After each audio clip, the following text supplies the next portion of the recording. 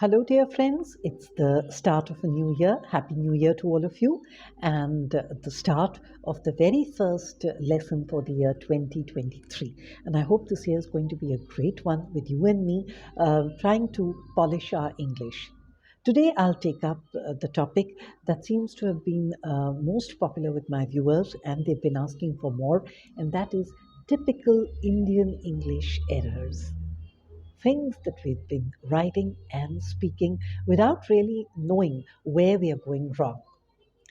First one, and also you are being redundant. You either say and or you say also. There's no need to say the two of these together in a sentence.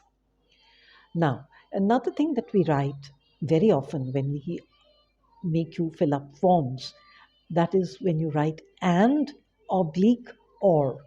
Now, this outside the legal term is not necessary and neither is it logical. Try using only one word. Give the option of and, or you give the option of or. Third one, as to whether, you only say whether. And you use whether when you have two options. Would you like to have a cup of coffee or a cup of tea? So, whether you would like to have coffee or you would like to have tea. But if you are only asking for coffee, then you don't use whether, you say if you would like to have coffee. Basically, essentially, totally. We use these words, don't we? But they don't really add any meaning to your sentence. Uh, don't use them and see your sentence remains the same and it sounds a lot better. The fifth one, being that or being as, no. Being, I being the youngest child, no. It's because I was the youngest child. Try not to use the verb to be in the ing form. It's not very correct English. Considered to be. There's no need to use to be. Simply say it is considered incorrect. Why it's considered to be incorrect? This is redundant. Due to the fact that, where is the need for so many words? Simply due to, simply that.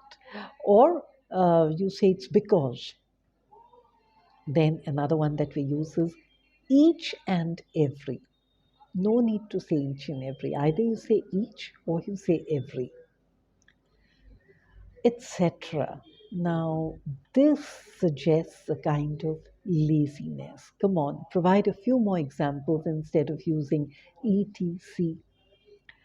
Next, that we are in the habit of using is giving a gender option he oblique she. And that's a convention that's been going on for years. But it's not very right.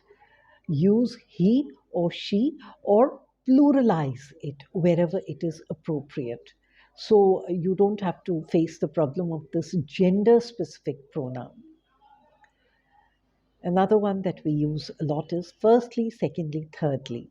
No, they do not come in the adverbial form. You simply say first, second, third. Had ought or hadn't ought, there is no need to use the auxiliary verb had. You simply say you ought not to have done that, or you ought not, you ought to do this. There's no need to use had.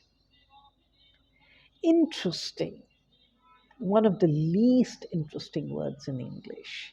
Um, if you show us why something is interesting, then you're doing your job. But otherwise, there is no need to use that word interesting. In terms of, please try not to use this expression. Kind of, sort of, uh, that's not correct English, and it's certainly not professional English. Literally. Now, literary, let's have a look at it. I'll need to get into the depth of explaining you this word. It's a seldom used adverb relating to authors or scholars and their various professions. So if you say it's literally a jungle out there, you probably mean figuratively, but you don't mean literally. Uh, and the correct word is literarily. So Literally is not the correct word. Please try not to use this word at all. Lots of these are colloquial expressions. You simply have to use a lot of money. So he doesn't spend lots of money, or he doesn't spend uh, lots of goodies. It's simply a lot of. Nature, try not to use this word. It's of a very aggressive nature. No. See if you can find a better word. Necessitate. No, that's not the right word either.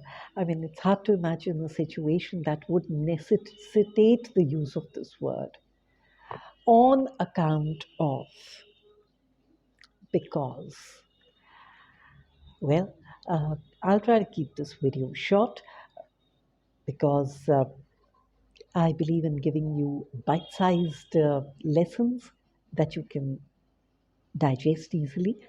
There are many more errors that I'd like to tell you about. That'll be in my next video. I hope you enjoyed this video for the new year.